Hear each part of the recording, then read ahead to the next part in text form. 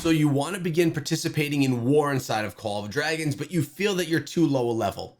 You have tier 3s and your opponents all have tier 4s, or you have tier 4s like me and all your opponents have tier 5s. How can you become effective in these battles, and what can you do so you can contribute to the team so it's not just you feeling like you're wasting your team's time and you're just giving merits to your opponents? Well, today I have 5 tips that I've been using effectively inside of my own personal wars that have gotten me from being completely ineffective to being a contributing factor inside of the wars with my own clan. We're on server 32, the biggest whale server inside of Call of Dragons, and there are T5s everywhere. As you can see right now, I'm focused on mages. I have Lilia and I have Velen. They are my 2 highest troops heroes right now, and they are my absolute focus. So what we're going to be looking at right here today is how am I actually able to come on in and be effective in these wars. What you're looking at right now is footage from our war that just went on this weekend. I'm rocking the Lilia Velen Mage March. This is all I'm using in war, and that is going to be my first tip to you. You're going to want to focus on one March, 2 heroes, 1 type of troop that you're going to make your main. You are going to upgrade those as high as you can, get your tech as high as you can for those troops, and make sure that you are just continuously progressing them as far as you can. Don't worry, if you're going to be a mage like me, don't worry about archers, don't worry about infantry, don't worry about celestials, don't worry about cavalry. Focus on your marches, on your mages, on your one march that's actually going to matter. That's a basic tip. Throughout this video, I'm not going to specifically point out in the footage what I'm doing, but actually I may, but you will notice the tips that I'm giving as I'm talking about them. So the first one is keeping distance. And notice throughout the battles, I just said I'm not going to do this, and now I am. Throughout the battles, I'm staying behind my teammates. I'm staying close to cities. I could pop in and out of a city if I need to go to protection because I'm a mage. Same thing if you're archers or celestials. You can be taken down very easily. If cavs get on top of you, if cavalry troops get close to you, they will slice and dice you like Swiss cheese and you will lose all of your troops. So you need to be protected by teammates that are T5 or higher than you.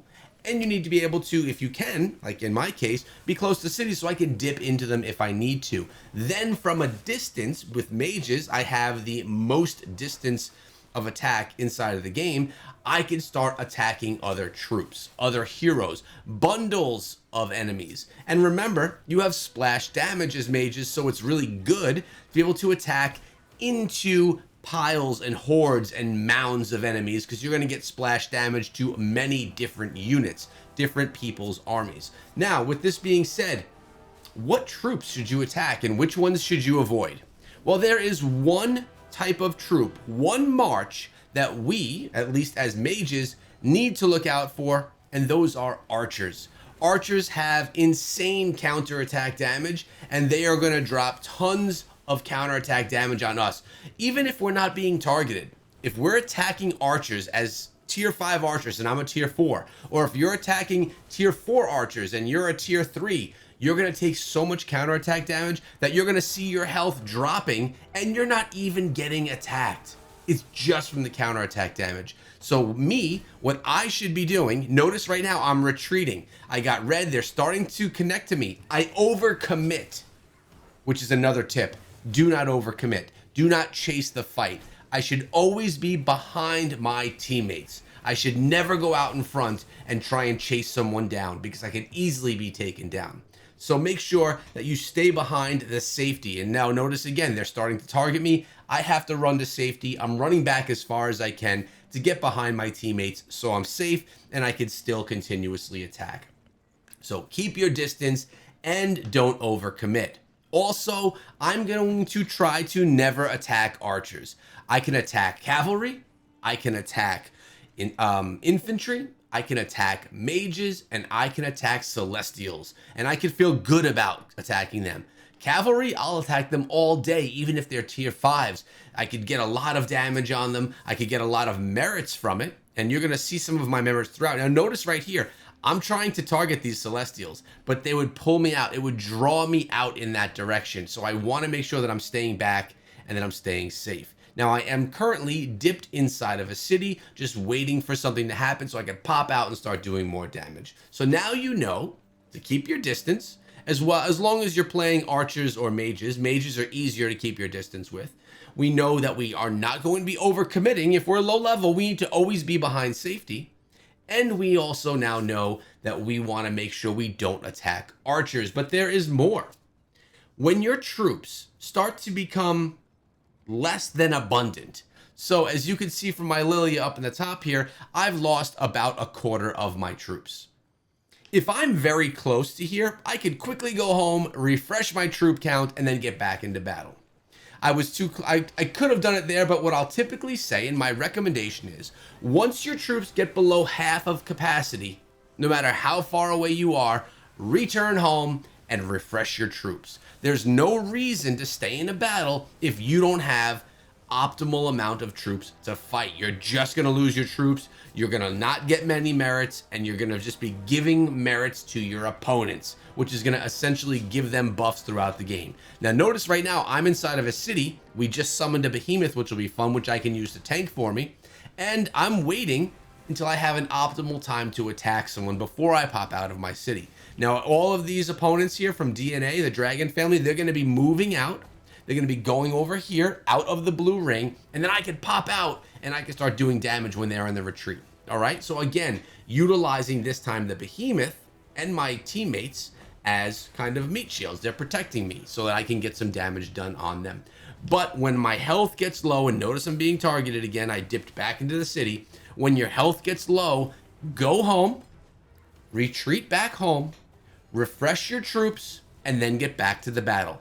The back and forth is well worth it. Your merit count will help in that way. It's not going to help you to stay in fights when you only have a quarter of your troops.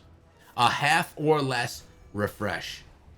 Now, the other thing that I always like to do that I did in this war that I am not always in all of my wars is to have my city very close for the exact reason of going home more often to refresh my troops.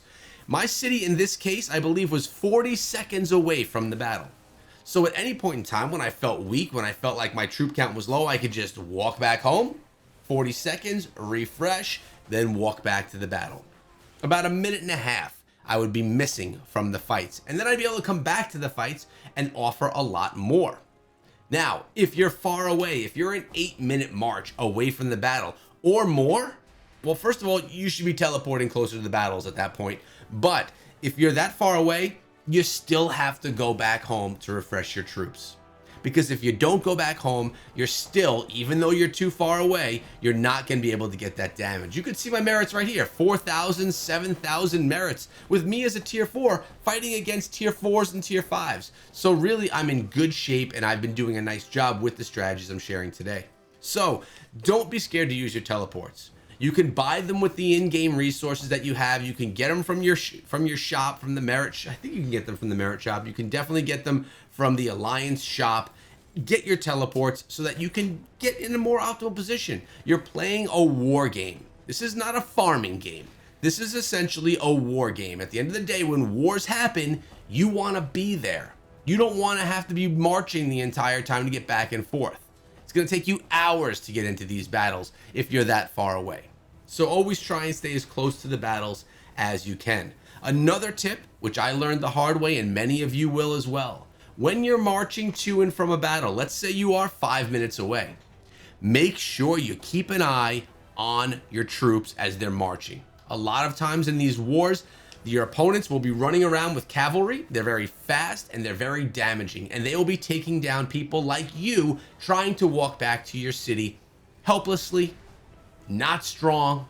You're going to get crushed. So make sure that you have an eye on them, and if someone's coming, if cavalry are coming, you're going to dip into a city and protect yourself. City hop your way to and from the battles so that you don't spend hours healing your troops to then just accidentally get picked off while you're trying to get to the battle and then have to sit out from the war for more hours. So those are the best tips that I can give you inside of the game. Of course, you're going to want to get any healing potions from the merit shop that you can purchase. What I'm talking about is the elixir. The more elixir that you save up, the more insta heals you can have, and the more quickly and the more abundantly you'll be able to be in battles. If you have troops that are in the hospital and you can't fill your march, well, then you can't fight because you're not going to marches. You're not going to battles with half marches, right? You need to make sure that you have a full, powerful march as strong as it can be. So make sure that you have as many of those elixir potions as you can to instantly heal troops when you need them. Of course, utilize the hospital and make sure that you have the hospital working, because that's free healing. But when you need troops and there is no free healing available, make sure you use the elixir. It's probably the best way to spend your merits, because merits are essentially a currency inside of the game. Yes, they're like kills. They're not kills, but you know, you could look at them as if they're kills. They are a currency because you could buy things with your merits, and then you could just have more battle time. It's just the most beneficial way. Those are 5 tips to refresh. We have keep your distance, don't overcommit, make sure you don't take the counterattack damage from archers, return home when your troops have half of a life or when your march is half full, and make sure you teleport close enough to the battles so that you don't have a forever march. Notice again right now, I did overcommit a little bit and I am being targeted. I'm trying to dip back. Also notice now my troop count, it's very low. I'm most likely going to be walking back home, or at least I should. I'm down to about a quarter health, and you know what? We are walking back home, watching the battle just like you should, taking my own tips. I hope these tips helped you. If you found this video useful, consider subscribing to the channel so you can learn the best ways and the most up-to-date information on Call of Dragons. I'll see you guys back here tomorrow.